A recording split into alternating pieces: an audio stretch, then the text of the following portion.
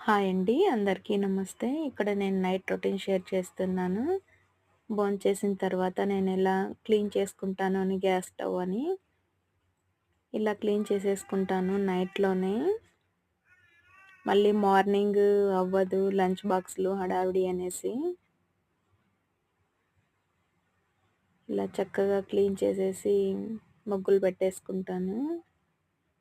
ఇలా ముగ్గులు పెట్టుకోవాలి అని ఏం లేదు. నాకిష్టం అంతే. పెట్టేసుకుంటాను.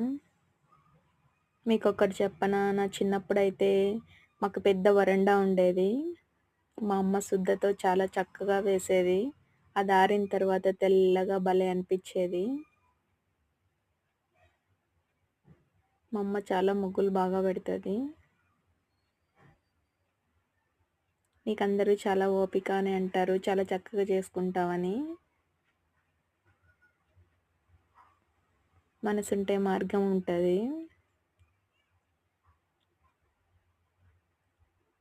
చేసుకోవాలనే సంకల్పం గట్టిగా ఉంటే ఏదైనా చేయగలము. చేయలేము అనుకుంటే అది ఎప్పటికీ చేయలేము. అంతే కదండీ!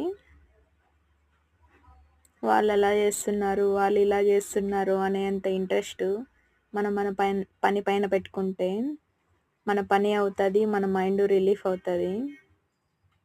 పాజిటివ్‌గా అనిపిస్తది. క్లీన్ చేసి చూసుకోండి ఒక్కసారి. అలాగే డర్టీగా ఎక్కడివక్కడ పెట్టి అలా కూడా కూర్చోండి. రెండిటి మధ్య డిఫరెన్స్ కనిపిస్తది. పాజిటివిటీ అనిపిస్తది.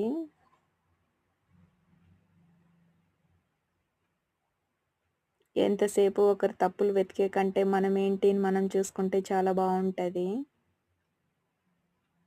ఓకే అండి.